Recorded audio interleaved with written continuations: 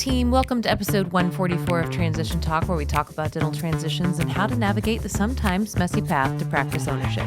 In the world of practice transitions, things are always changing and ever evolving, but somehow still the same. Be it small trends or big updates, in this episode, we'll reflect on dentistry in 2025 and talk about some developments we see for 2026 in both the private and the DSO space. This education will help you stay ahead of the curve, whether you're looking to buy or sell, and help you make the smartest decisions if you have a transition opportunity in the coming year. But before we get going, hello, Mr. Loretto. Hi, Christy. How are you? Lovely. You know, it's crazy that after our 30 plus years of combined experience that you would think that we're on calls and meeting people over and over again, that it would be the same. But the reality is it just keeps changing. Some people just bring us new opportunities at all times and our environment changes. So I kind of like this episode, a little reflect back and, kind of look ahead. It's super interesting because I feel like no matter the foundational pieces are always the same,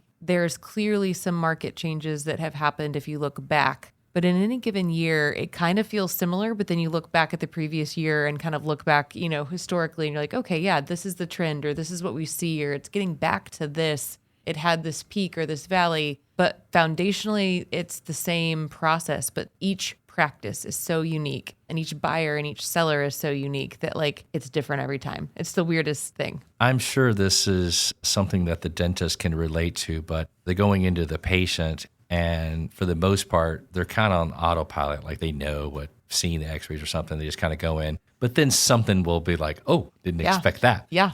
So that is still something that really is fun for me because it's just this one-off little thing that somebody will share with me or the numbers will maybe share with me and to be able to navigate that. So anyway, what's happening here? This is a busy time. It is a busy time. This is the time of year that I start thinking about vacation and we just barely got back from the new year. Well, I think it's because we come off of the holidays and time off, and then we kind of get back in, and then it just kind of starts to fast forward, and you look forward, and you're like, okay, through really like March or April, maybe even May, you have so many things going on that it's like, okay, when am I going to get a break? Or not travel for work, because then at the end of the day, you travel so much for work that you don't really want to travel anymore. I think I looked at my schedule the other day. I think I have 9 or 10 flights scheduled in like a 6 or 7 week period. Oh my goodness. So we've got Hinman coming up. How do we not over spring break? Hinman, which is going to be great. You're doing tons of lectures. One, we have a DSO lecture that you're going to be doing, right? Where you got one that's more seller focused from a transition and just kind of getting your house in order. We've got a full buyer program or kind of student program for that young doctor who is not an owner yet, but maybe wants to be or just kind of wants to be educated, which is a very, very cool thing. Hinman did this a while back, and we're kind of bringing it back. You've been kind of helping spearhead that. So it should be a really, really fun and productive few days there. Yeah, we've really expanded our curriculums at Texas A&M and then all in at Texas Tech El Paso. I've got midwinter coming up. I just came back from North Carolina speaking to a bunch of orthodontists. So it is all in right now. Yeah. So it's fun, though. It is fun. It's a little anxious sometimes, but in the end, it's fun to stand up on stage and kind of lead and motivate and educate. So yeah, I've got my accounting P&L 101 lecture tomorrow afternoon. Took a look at that, and I was like, back to basic accounting. Yes. Always Thank you for fun. leading the charge and helping us do that there. That's awesome. Of course. Well, this episode is to go and kind of look and kind of try to reflect on 25 and what are we seeing in 26. And I think that when I looked at this topic and just kind of thinking about how my just general overview, and I think this will apply and we can dive into private versus DSO. I think the general gist is really good practices are still selling and selling at great values. Bad practices are not selling, right, at what we probably would want them to. And then there's the whole middle group that is going to be super dependent on the buyer, the seller, where the practice is, what is the finish out, kind of what's the transition plan. And so, there's still very much traction in both of these worlds, both the private and the DSO world, but there's certainly kind of things within each of those that are always changing here and there. If I were to ask you as a general dentist, what does that mean to you when you say a good practice?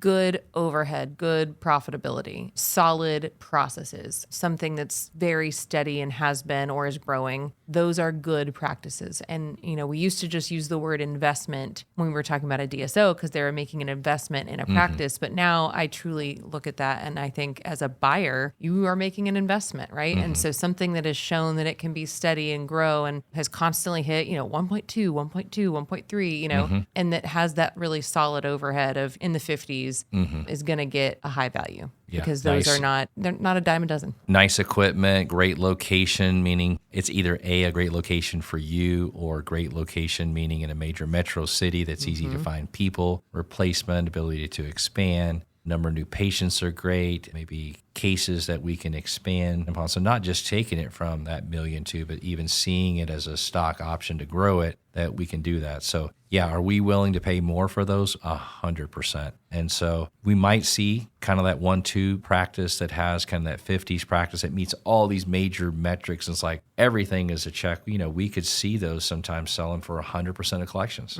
So it may not value from a valuation perspective that maybe our team or some other team may not value with it, but doesn't mean it may not sell for that, right? There's a market value that ultimately drives this, which is the seller and buyer. And ultimately, the bank's going to have some issue. But I think to your point, there's a line of people for those. So those good practices will command that.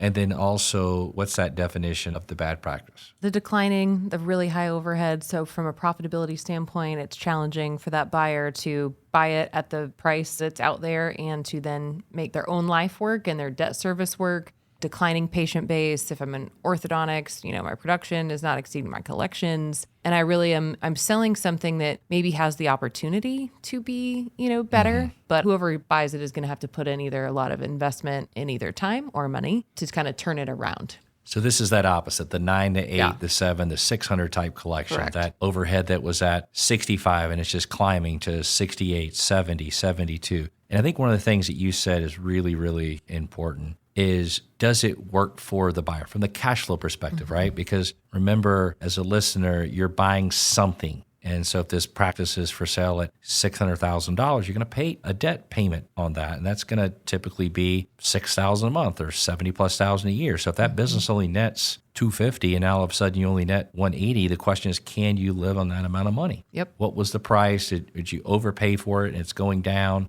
Is it in that area you don't like? Is it now outdated equipment? Is it the patients you don't want to see? Low new patients. So I know it's easy to say it's the opposite, but it truly is the opposite. It truly is the opposite. And I think there is a ton of practices, and probably the bulk of what we see is kind of that middle of the road, right? It's not the prime practice, but it's also not the worst. It's somewhere in between. It maybe has been stable, but has a bad overhead, or maybe it's been growing, but it, and has a great overhead, but maybe it's really bad equipment or not in a great part of town, or like the building lease is like not favorable. Yeah. So it has things where you kind of have to then do a little more diligence and do a little more kind of strategic thinking and negotiating to figure out kind of how do I make this work for what I want, being buyer. Yeah, So, I mean, we obviously big proponent of ownership, but it's what are you going to own? It needs to be the right practice. We're not just going to own. Correct. It needs to be the right one. Correct. So it's a fun. I was on a call this morning and they sent me like 2 items, and she's a longtime listener, so I'm sure she'll hear this. And hello. But you didn't send me enough. You know what I mean? It's like a snapshot of 1 page of a tax return from 24 is not going to tell me if we're going to buy this business or not. It's just not. There's a lot of information that we need to gather to. We're good, but we're not that good. Yeah. Okay, so let's start with private practice updates. I think when we talk about this space,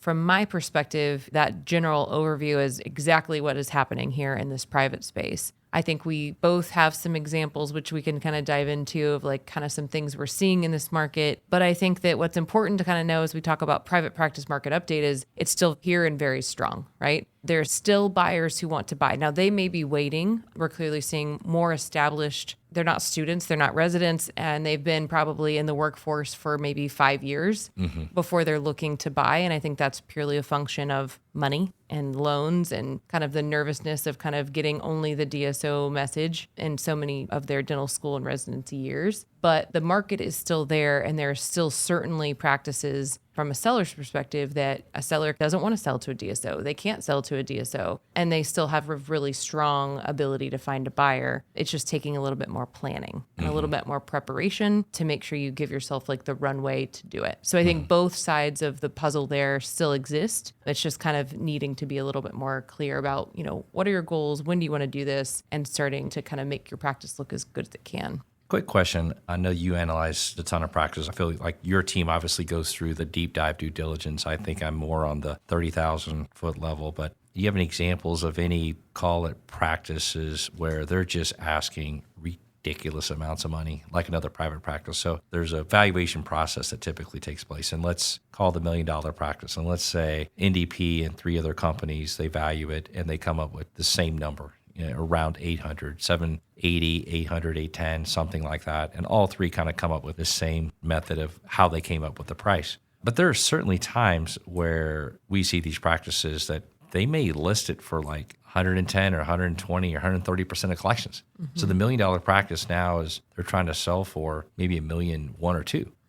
And so how does your team handle that, especially when a buyer is basically saying, I really want to buy this? Yeah. So, I think there's 2 answers to that. Not only at the 110 or 120, so like well above 100, but we're also seeing a lot of like 100% of collections, right? With like, it's not that there was another valuation done. It's sometimes sellers are just coming to the table and saying, I want 100% of last year's collections. And maybe that was the best year the practice ever had. Maybe it was just trending in that direction. This is what it's worth. I want it. Correct. Like, this is just what I'm asking, right? And so when we get those situations, right, like usually it's in that first overview call where we're not engaged to formally help you. We're just trying to learn and see if it's something you want to do. Generally, it's just really trying to feel out, like, why are we talking about this practice? Because if this is just something that you saw that is kind of in the area, but it's kind of at this price, is this something you really want to spend and invest in? Because in our experience, if a seller comes to the table and says, I want something 100% plus from a price perspective, you're going to spend a lot of time trying to get that price down, because even if you get it to 90%, it's still overpriced.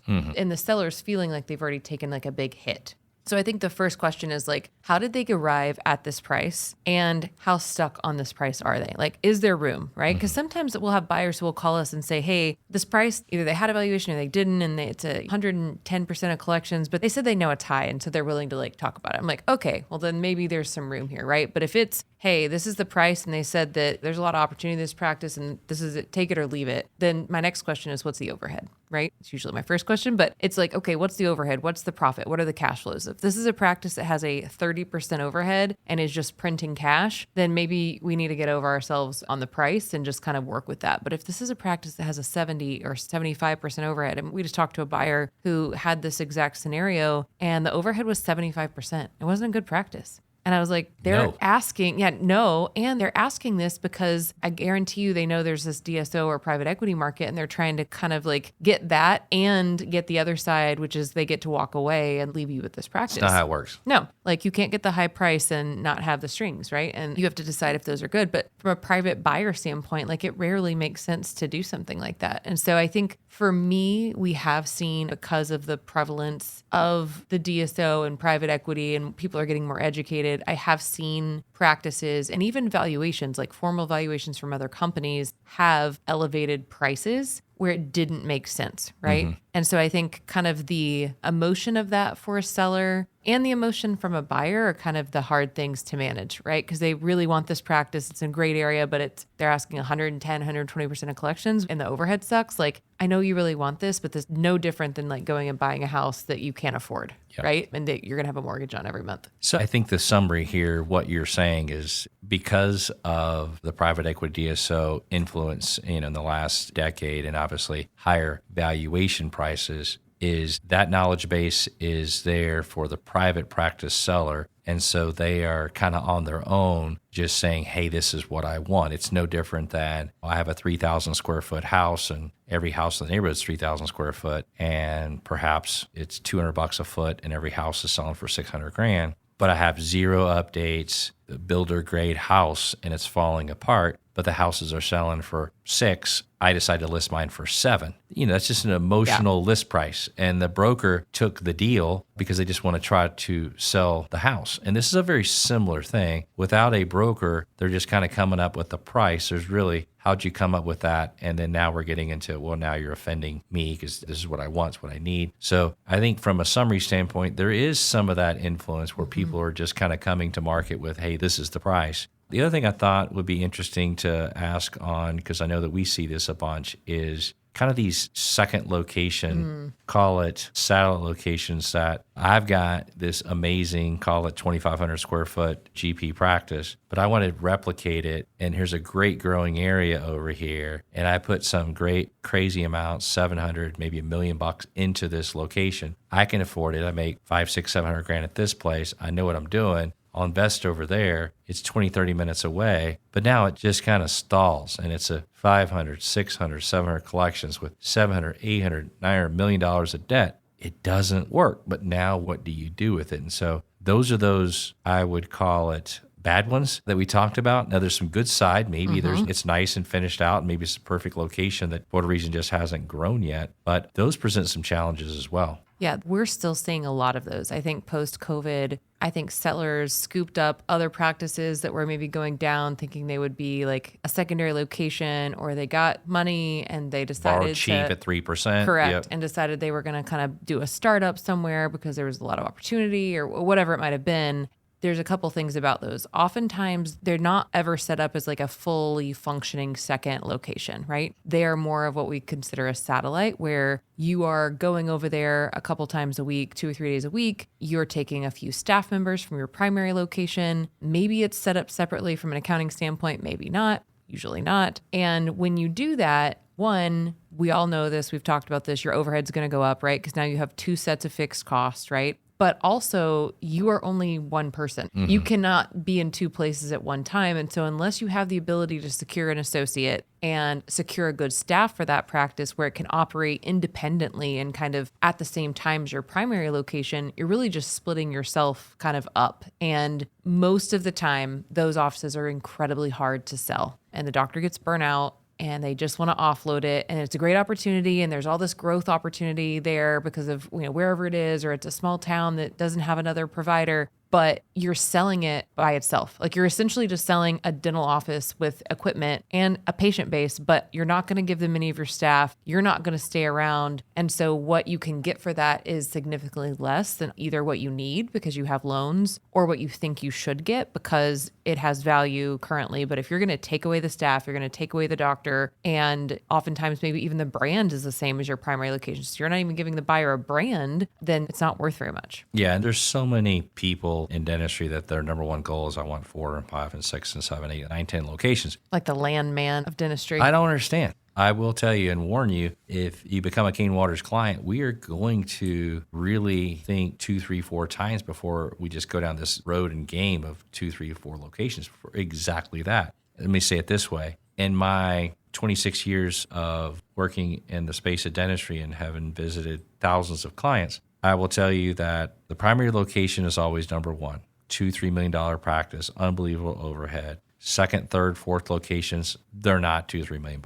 They may be 6, 7, 800, maybe they're $1 million. And if you can play the game and do it correctly with the associate and maybe create an equity position for them to mitigate that risk, so now you have a full-time driver in that practice, then I think that that is a model that I have certainly seen that has worked and been really successful. So yeah, it's interesting just when you reflect back on just the changes of interest rates and changes of private equity, even our young students that graduated during that 2021, 22 were in that clinical training years in COVID where it became challenging to see patients. That's that group now that's ready to own. That's that 4-year, 5-year type experience associate that is now like, I graduated and now I'm kind of done with this associate thing that I'm ready. So yeah, and I would say that from a satellite location, like if you're a seller listening and you have a desire to have a second location, maybe your primary location is maxed out and you have this opportunity, I would say making sure you can set it up as an independent office, like a separate accounting,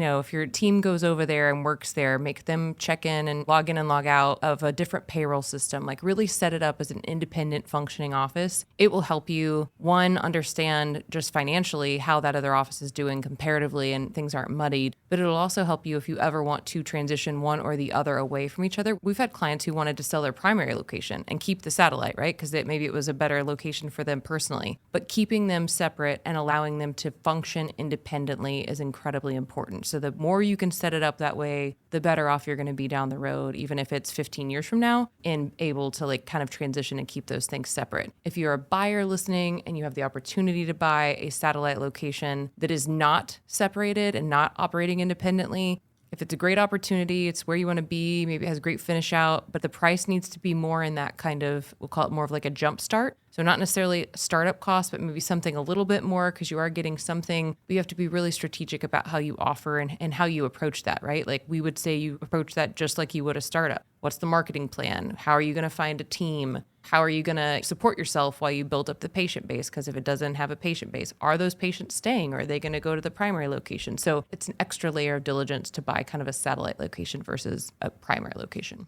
But listen, overall, I think you would agree that there's still this really good demand on the buyer and seller side on the private practice. The young person wanting to buy, banks are still absolutely lending without zero hesitation. Sellers are kind of playing that matchmaking game with these buyers to figure this out. Traditional model where they're going through a traditional broker, which by the way, I mean, NDP does that, so any of our sellers listening that are considering getting a value or considering a transition or a buyer can bring the seller to us. I mean, that is what NDP does. We can help a buyer buy, help a seller value the business, sell it out 100%, or create a partnership or transition. So little NDP shameless plug there. I mean, you are listening. You to are an listening, NDP yes, podcast. yes. The other thing I wanted to comment on was just some tips. This relationship between the buyer and seller, how do they connect? It's something that you really need to be focused on. So my buyers, I would teach in programs where they're doing the mail campaigns, the old school letter, go to the NDP blog to get some tips on that. So the letter campaign, meeting with the reps, your Shine, the Patterson, the Benco people, it is literally Googling and figuring out who these doctors are. If you're in the community, you're stopping by, you're joining the SPEAR, the Seattle Study Club type groups. Any and all connections are good from my buyer's perspective. Sellers, it's something where even if you are looking to transition out 100%, it's not necessarily that we need to tell the community, hey, I'm selling 100%, but it can just be that we're looking for someone to help in the transition goals of the practice. I'm not leaving, I want to hang around. It's something you want to tell your community, and that's going to be other doctors in your community, certainly the dental schools that kind of feed into your state. Back again to the Shine, the Patterson, Benco people. Hey, Benco person, I'm thinking about bringing an associate in. Just so you know, I actually reached out to the Patterson and Shine. I'll tell all three of you the same thing. He who finds me, she who finds me, the buyer, I will invest in your company's products to expand to the 5th and 6th op. So there's a huge financial incentive for you. Do me a favor, let them know about my practice opportunity. So just try to do your best in marketing this and not just post it online and hoping it all works out for you. So just tips there and buyer and sellers to continue to try to get together. It's obviously something we are doing at the Hinman meeting. And so if you're in the Southeast and happen to be free ever in March, we do a lot of matchmaking and connecting at that meeting. So we talked a lot on the private practice side. So let's hit some DSO. Yeah. One more thing on the private, and then we'll kind of go shift to DSO. I think the interest rate environment, we always get that question of like how interest rates are impacting the private practice transition market and the other markets. And I think it's interesting because when we have new hires start here, I make them listen to all of the episodes of the podcast. And so I get to hear about them each time. So we had someone start recently. And so we've been talking about the earlier episodes, and there was a lending episode, and it was back from prior to COVID. And some of it is outdated, but then there's some stuff that is really kind of, it's interesting. It's kind of where the market is today, right? So I started here in the 14 to kind of 19 market. Mm-hmm. You had kind of lower rates, but then they were probably pre-COVID, like right where they are right now, maybe a little bit lower, but in that 5% range is where we stand today as we record this episode. And interest rates at that level and lower don't really kind of drive the market because it's really low, right? It's like really cheap to buy a practice and kind of get lending. When you start see them hit the 6 and the 7 and the 8 like they have been, that does start impacting the markets. not because of the pricing of the practice, but it's what a buyer can afford to buy, right? Because now they have that interest component. And we become a little tighter with our money because we know where it's going, and everything else tends to kind of go up when we have those interest rates. So I think that if you're listening today, know it's still a really great deal to go get a dental loan. It's better than a home loan or any other type of loan you can get. And that what we said back in the day is true, is that dental's a good investment and banks like dental, and the rates are kind of where we started this whole thing. So Yeah, I think at the peak there, those interest rates, were kind of in the sevens where we saw it. It's obviously taken a pretty good dip in the last 6 to 9 months. And people were just waiting. Mm-hmm. And I think it's very much like the home buyer, is those rates, home lending is different than a business lending. Those rates on the home, I think, are probably still in the sixes. But as those were creeping up on the eights, people were just like, I think I'm just going to wait. Yep. Even though you need a home and it's an investment, the dental practice, I think from an emotional perspective, I think had that same impact. To me, I would have still purchased the business all day at 8%. If the business made sense, I deduct the interest. I'm going to make $300,000, $400,000, $500,000. Who cares if it's 2 or 3% higher? And I don't know, costing me $20,000, $30,000 when I make $400,000 to $500,000. That's an emotional thing. I don't want to do it because at 8%, I would do it all day. So it's had some, yeah, but we're kind of back again. Roller coaster, up and down, up and down. We're back kind of level again. Back at 5. Yeah. So DSO market, we can't talk about transition and changes in the market without kind of hitting on this a little bit. Clearly, there's another podcast the 7 Pillars team puts on called The Advisors Table, and it's fantastic. So if you want to kind of dive into this, but I think it makes sense for us to kind of chat a little bit, just at least high level on some of these things, because they're questions we get, right, from you guys as you call in and are looking at things, or sellers that are contemplating what type of transition. And, our team has these conversations as well. So in the DSO space, I think we're clearly still alive and thriving, still has what we've been seeing in kind of 25 is really kind of the consolidation of DSOs on DSOs. So kind of the small fish being eaten by the bigger fish, and whatever kind of relativeness that is, whether it's like the small, maybe unorganized DSO that's being bought by a more organized DSO, or we've had some big ones, right? Like Smile Doctors acquired My Orthos, and Heartland acquired Smile Design Dentistry. So I think we've seen some of the bigger ones kind of eating up, and I think that will always continue. I mean, that's just business in general. Like that's always going to happen. But yeah, so it's been an interesting dynamic to kind of see that play out. And then the thing I said at the start of this episode is true. DSOs are still buying good practices, but there's not the fervor of maybe the 21, 22 where they were buying everything and money was cheap and they were buying them at super high multiples. We've certainly seen some of that trail off, and good practices still get good multiples, but bad practices don't get good multiples. Well, it's interesting, the interest rates at the 3% that private equity is out borrowing. And now today, maybe it's at a different number, a 5 or a 6. It's interesting that, that actually impacts their valuations for sure. And so we've seen some of those multiples, like you said, come down from maybe they were back in 21 and 22, maybe paying 8 or 8.5 or something like that. Now all of a sudden, we start to see a little correction there where maybe it's a 6.5 to 7, 7.25, maybe 7.5. So interest rates, I would say, and you certainly, this is your space, but definitely a higher relationship and a higher impact on value in the private equity DSO space compared to the private market. Yeah. And I think too, from not only like the multiples that practices are going at, where like we still know that there are other brokers and people out there that are saying you can still get a 10 and 12 times multiple. And we just know that that's not true. Is there a practice out there that can get a 10? Sure. Is there a lot of them? Maybe not, right? And we just know those are coming down. And I would say in this space, there is a little bit more of a notable change every year, right? If we look kind of at the last 6 months, like what are the changes? Whether it's the specialty that kind of seems to be the specialty du jour, or kind of a growth in a certain market, or DSOs that are really interested in Medicaid versus not,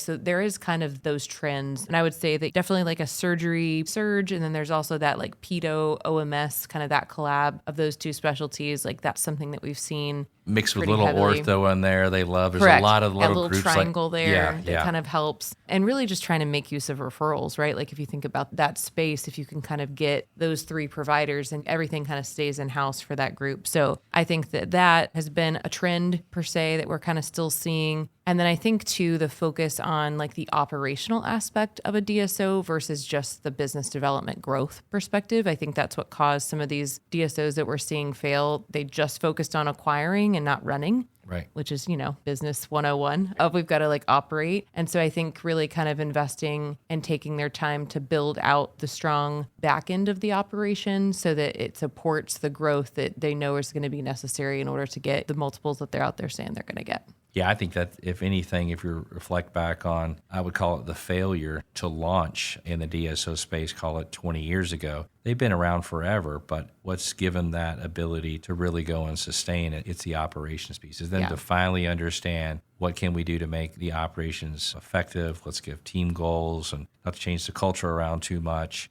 So they've been playing around with it now for about 20 years to kind of figure it out. And obviously the big ones have figured it out. And some of the other smaller to middle ones, they're the ones that are still kind of struggling to figure that out on their own right now. And I think, too, like some of the same problems that a private practice owner has, these groups are having as well, right? Like, I'm going to ask you a question here, but like the associates, if you have a practice that has a lot of associates, that's also going to be a problem and something DSOs want to figure out, right? Because your associates are the ones doing the work. And so good associate retention programs and good training programs in these DSOs are very important to them, right? Because they need that pipeline of new doctors to replace these more established owner doctors as they retire after their 5+ year employment trajectory. But you speak at schools, and I know that DSOs are a great place for young doctors to go as they gather experience and figure out what type of practice and what type of doctor they want to be and what type of practice they want to own. So what kind of questions are you getting as you go to these schools and get these questions? I know they're asking you about this all the time, if they should or they shouldn't. We preach private ownership, but at the same time, everyone has a space and a place. So kind of tell me, I guess, what you're hearing on the associate side. Yeah, they always just start with, can you look at this employment agreement for me?